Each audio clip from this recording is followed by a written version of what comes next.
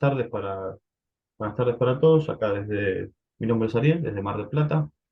Vamos a mostrar cómo se carga una nueva visita de una medición de puesta a tierra y continuidad de las masas. Entramos a la solapa de puesta a tierra. El detalle de la medición que está en el marco superior. Ponemos el cliente, la locación y el profesional a cargo.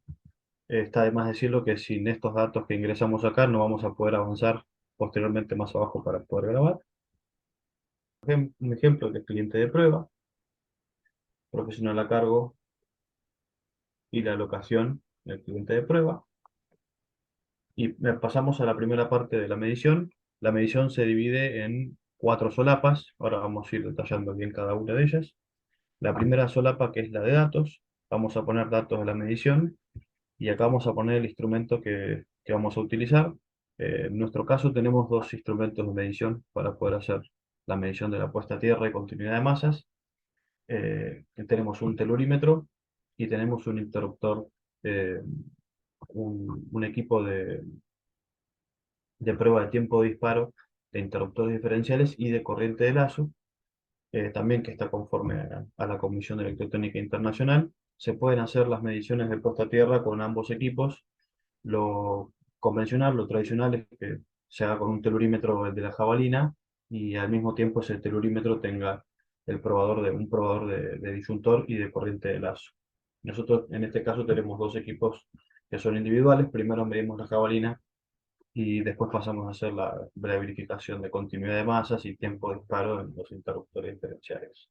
Así que en este caso ponemos un telurímetro bueno, se autocompleta la fecha de calibración por el sistema, la fecha de medición de hoy, la fecha de hora de inicio y la de finalización. Vamos a poner una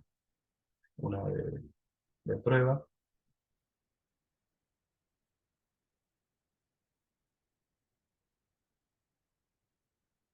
y otra de finalización. Metodología utilizada. En este campo de la metodología utilizada, en realidad la Superintendencia de Riesgo de Trabajo está aceptando dos metodologías de medición de puesta a tierra y continuidad de masas. La principal que está aceptando es la de resistividad al terreno o el que utilizada con las dos picas o los dos electrodos auxiliares. El segundo método que está aceptando también es el método de Wigner. Eh, el método que dejó de aceptar ya hace unos años fue el de caída de tensión por norma IRAM. Ese tipo de medición de puesta a tierra, al día de la fecha, no se estaría aceptando inspecciones o en auditorías. Así que en este caso vamos a poner en metodología de resistencia del terreno con dos picas electrodos auxiliares. También en metodología utilizada importante, nosotros vamos a poner también como la otra metodología para cumplir tanto con la resolución como la reglamentación AEA 90364, es metodología de corriente de lazo con probador de interruptores diferenciales. Esta metodología de corriente de lazo lo que básicamente haría es, se conecta a este equipo, este probador de disyuntores y corriente de lazos, y emite un voltaje al circuito de protección, que es el cable verde-amarillo, y lo que hace es tomar la resistencia de todo el circuito de protección, inclusive el de la jabalina. ¿Qué quiere decir? Que cuando nosotros hagamos la medición de puesta a tierra, por ejemplo, y la jabalina nos dé que tiene una resistencia de 20 ohms, cuando vengamos y usemos este método de corriente de lazo, si nos alejamos lo suficiente de la jabalina mediante un interruptor diferencial o un tomacorriente, nos tendría que dar más de 20 ohms porque está tomando no solo la resistencia de la jabalina, sino la resistencia de todo el cable de protección que pasa por el circuito hasta llegar al tablero por la bornera y de la bornera a la jabalina de puesta a tierra. En este campo de observaciones, nosotros por lo general ponemos que el presente informe tiene una validez de un año una vez que está confeccionado y siempre y cuando no se modifiquen las condiciones a la hora de la medición, ¿sí? Eh, También ponemos nosotros en observaciones en este campo, está muy bueno hacerlo también o considerarlo, porque el segundo campo, que está acá, de la medición, también tiene una parte de observaciones o información adicional. En este campo está bueno contemplar la idea de poner de que se van a adjuntar relevamientos fotográficos, también la idea de poder poner en otra hoja aparte los tiempos de disparos de los interruptores diferenciales. Así que bueno, una vez que completamos todo este campo, desde la parte de la presentación del cliente hasta los datos de la medición, ponemos grabar. Pasamos a la medición, a la solapa de medición. Y en este campo, en este caso nos vamos a encontrar con ya directamente datos de la medición a la hora de hacer la prueba. Este es el campo que yo les había comentado recientemente de información adicional. Se puede poner lo mismo que dije anteriormente, si el informe, a ver, en realidad se puede, en información adicional es amplio los detalles que se puede poner. Normalmente se detallan alguna condición específica a la hora de medir, como que, por ejemplo, que la jabalina se encontraba en reparación, o que la primera medición no dio adecuada y se procede a realizar otra adecuación de aquí a 20 o 30 días, o que justo al momento de la medición se efectuaron reparaciones, o que se apunta un relevamiento fotográfico, o que justo el tablero principal o secundario tenía una de sus tapas rotas, bueno, todo lo que conlleve información adicional que tenga que ver con el circuito eléctrico y la jabalina o la bordera y tableros o interruptores diferenciales, siempre está bueno ponerlo en este campo de información adicional, que esto va personalizado, o sea, es más subjetivo y no tan objetivo, depende del relevamiento que tengan al momento de hacer la visita con el cliente. Para poner el dato, el primer dato de la medición, tocamos en el más y nos vamos a completar los datos directamente de la jabalina.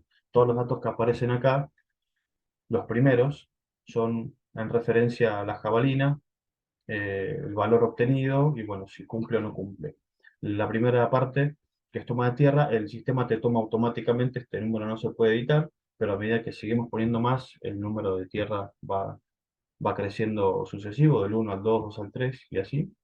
En parte del sector, le ponemos acá se pone el sector donde está hincada la jabalina, o en el sector donde se encuentra alrededor la jabalina. Vamos a poner un ejemplo, entrada. Acá se puede poner entrada o taller y esto queda sujeto a la medición que hagan con el cliente. Acá se describe las condiciones del terreno al momento de la medición, que en este caso puede variar entre lecho seco, arcilloso, pantanoso, lluvias recientes, arenoso, seco o húmedo y otros. Si es otro, en información adicional, que es el campo que está aquí atrás, le ponemos, le detallamos que el terreno a la hora de medición, por ejemplo, era más tosca y no era tan arenoso o seco húmedo y se lo detalla. Vamos a poner un ejemplo como lecho seco. Una vez realizado esto, pasamos al paso siguiente, que es uso de puesta a tierra. El protocolo de la resolución 900 te permite hacer todos estos protocolos, que va desde toma de tierra del neutro del transformador hasta toma de tierra de seguridad de las masas, protección de equipos electrónicos, de informática, de iluminación para rayos u otros. En este caso, nosotros vamos a hacer la toma de tierra de seguridad de las masas. Después seguimos el tipo de conexión a tierra utilizado. Están todos estos, normalmente para establecimientos, sean pymes, obras de construcción y hasta casas inclusive. El sistema de conexión de tierra utilizado es el TT, que significa tierra a tierra. El resto de los sistemas de conexión de tierra que se utilizan, que también están admitidos en el protocolo, varían si la conexión de tierra está hecha por la jaulina de servicio. En este esquema de conexión de tierra utilizado, significa que el pilar o el transformador que viene de la calle tiene su propia jabalina, pero el establecimiento cuenta con su jabalina independiente. En muchos de los casos no está permitido tomar la jabalina del servicio como la jabalina del establecimiento, ya que en el esquema de conexión de tierra utilizado TT se admite una tierra independiente a la jabalina del servicio o del transformador. En el valor obtenido en la medición, expresados en ohms, vamos a poner un valor, este, por ejemplo, un valor de 25 ohms o 25 ohmios. En este caso, eh, para pasar al paso siguiente, para saber si cumple o no cumple, en este caso de no aplica, sería en el caso de que la jabalina no tenga ninguna conexión, podemos poner que no aplica, pero de todas formas, o sea, ¿qué quiere decir? Que el sistema de puesta a tierra esté cortado o no sea continuo. Pero por lo general no va o no aplica cuando declaramos una jabalina, porque si tenemos un telurímetro, no el probador con corriente de lazo, porque si no hay continuidad del circuito de protección, no podemos saber cuánta resistencia presenta la jabalina. Para interruptores diferenciales de hasta 500 miliamperes de corriente de sensibilidad, se establecen 40 ohms de resistencia de la jabalina como máximo. En este caso, como ponemos que dio 25 ohms, vamos a poner que sí, y pasamos al siguiente.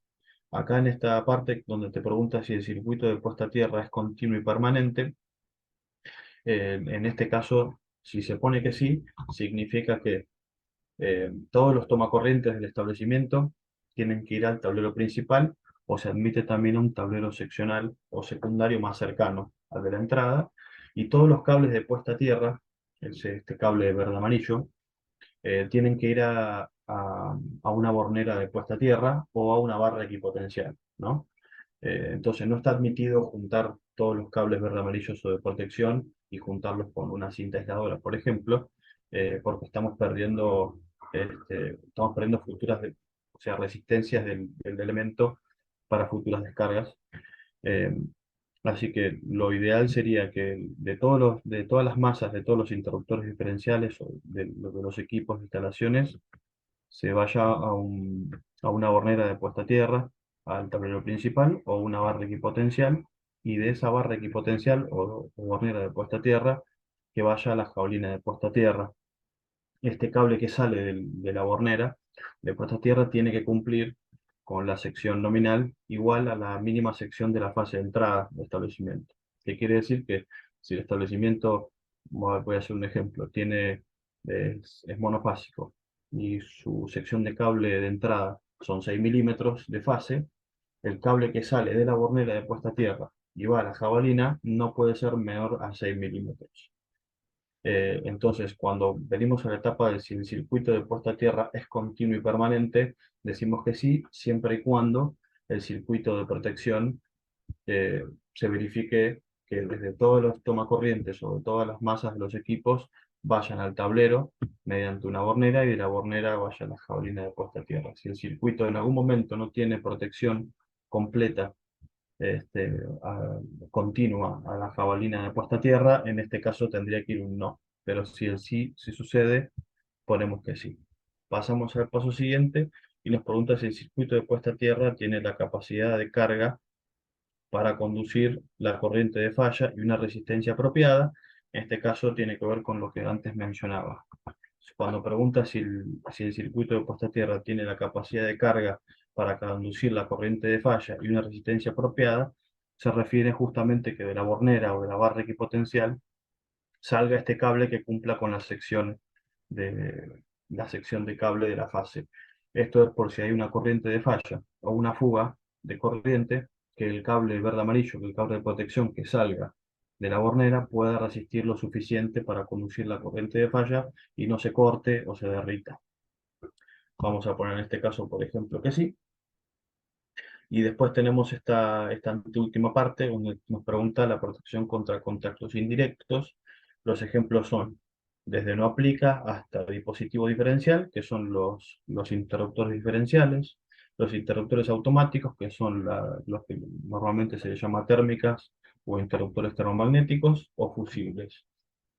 Recordar que siempre para las instalaciones, para contactos indirectos, se utilizan los dispositivos de protección diferencial, los interruptores diferenciales que protegen a los equipos, que no protegen a los equipos y las instalaciones, sino que protegen a las personas. Pero bueno, acá vamos a poner lo que el establecimiento cuente al momento de hacer la visita. Pero siempre es importante que si el establecimiento no cuenta con interruptor diferencial, ponerle, por ejemplo, si solo tiene térmica o interruptor termomagnético, ponerle acá y después, más adelante en recomendaciones, hacerle una observación sobre un desvío que el establecimiento debe contar con protección diferencial en la totalidad de las instalaciones. Normalmente puede llegar a tener un interruptor diferencial general y después tener algún otro repetido en un seccional, un tablero seccional, para independizar los circuitos. Y en esta última parte, donde pregunta si el dispositivo de protección empleado, este que estamos mencionando acá arriba, puede desconectar de forma automática la alimentación, significa que este interruptor diferencial alcanza toda la totalidad del circuito. Esto puede pasar porque en alguna parte o un ramal del circuito solamente se pase la fase y no se puentee al interruptor diferencial.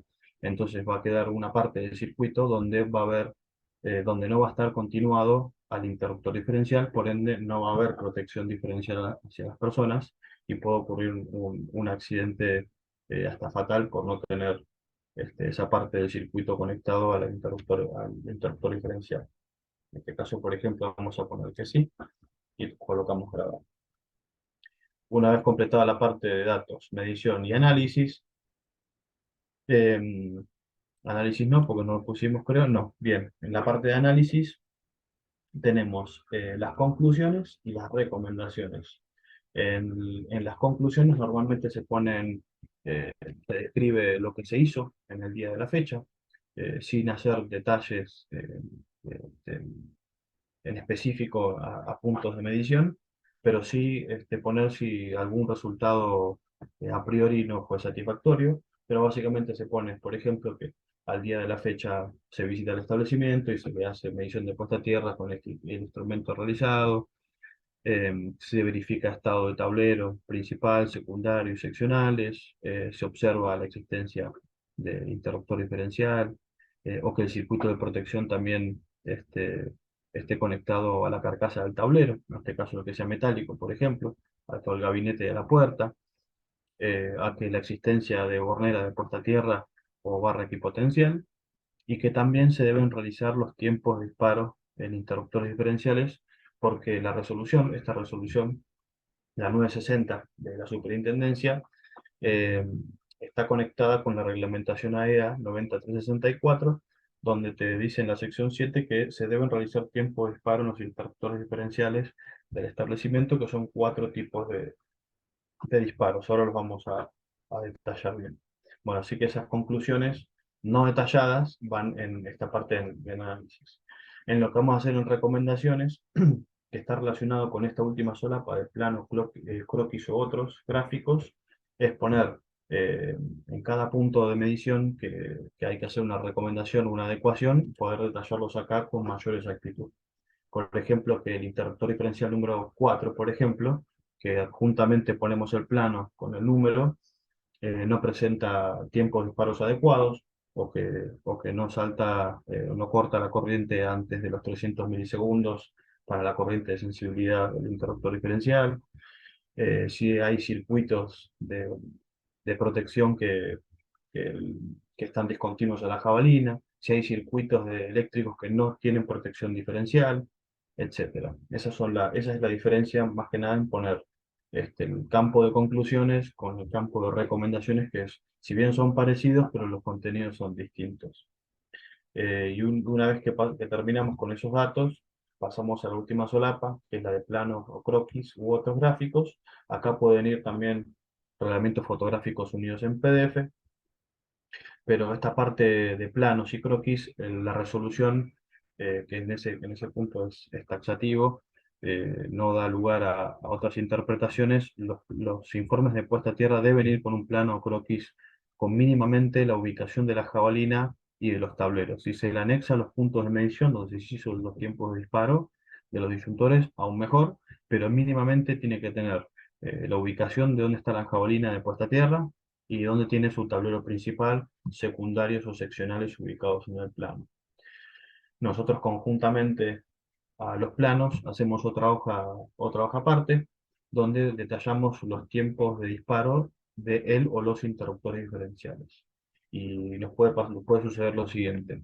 Los establecimientos pueden contar con interruptores diferenciales, sean bipolares o tetrapolares, Eh, de cada uno de ellos hay que marcar siempre la zona en donde está el principal, que normalmente está asociado o colocado al tablero con un perfil DIN, en el tablero principal, y también anotar todos los interruptores diferenciales que existan en la totalidad del establecimiento. Si hay uno en taller, por ejemplo, si hay uno en depósito, y detallarlos en el sector para poder poner el número del interruptor diferencial y su sector. Una vez que localizamos los interruptores diferenciales, está muy prolijo poder ponerlos en el plano, con números o letras o con símbolos para poder, a la hora de hacer alguna recomendación, porque algún interruptor diferencial no salte o no corte la corriente, poder dirigirnos al plano y saber dónde está localizado. Esto es bastante, ayuda bastante en la parte de la gestión, si es un establecimiento que tiene, por ejemplo, 2000 metros cuadrados o son galpones muy grandes y la cantidad de interruptores diferenciales por tablero o por sector es mucho, llega un momento que te puedes llegar a perder. Siguiendo esta metodología, que es bastante prolija, puedes llegar a saber y diferenciar en el plano dónde está el interruptor diferencial que falla. Normalmente cuando se acerca a un interruptor diferencial, la primera prueba que se hace es mecánica con el dedo, el botón de testeo que tiene, el botón mecánico, y verificamos ya si a priori el interruptor diferencial puede cortar las corrientes. Una vez realizado esto, se utiliza el equipo el probador de disyuntor, interruptores diferenciales con corriente de lazo. Por ejemplo, el que tenemos nosotros, hay telurímetros que ya lo tienen incorporados, pero bueno, en este caso nosotros tenemos otro equipo, además del telurímetro, que es este probador independiente, del cual se tienen que hacer 4 pruebas de disparo. La primera prueba de disparo se hace a la mitad de la corriente de sensibilidad del interruptor diferencial. Por ejemplo, si el interruptor diferencial tiene una corriente de sensibilidad de 30 miliamperes, el probador le va a inyectar corriente de la mitad de la sensibilidad del interruptor diferencial, por ejemplo 15. Cuando se hace la primera prueba hay que verificar que a 15 miliamperes el interruptor diferencial no salte, porque no debe saltar si no estaría fallando la sensibilidad, y además de que sería bastante inútil quizás para un establecimiento que el interruptor diferencial esté cortando o interrumpiendo la corriente constantemente.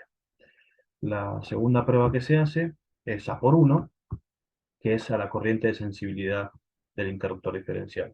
Que quiere decir que el equipo le va a inyectar una corriente equivalente a, por ejemplo, como veníamos diciendo, 30 miliamperes. El interruptor diferencial debe saltar en un tiempo menor o igual a 300 milisegundos. Esa es la segunda prueba.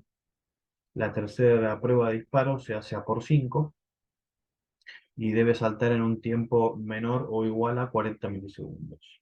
Y por último se hace una prueba de autorrampa, que también la trae o el telurímetro o el equipo o el probador, y en este caso le va inyectando corriente gradualmente. Entonces nos va a dar como resultado que el interruptor diferencial salta o corta a, por ejemplo, 25 miliamperes de sensibilidad a un tiempo de disparo de 200 milisegundos, por ejemplo. Así que ahí tendríamos contempladas las 4 mediciones.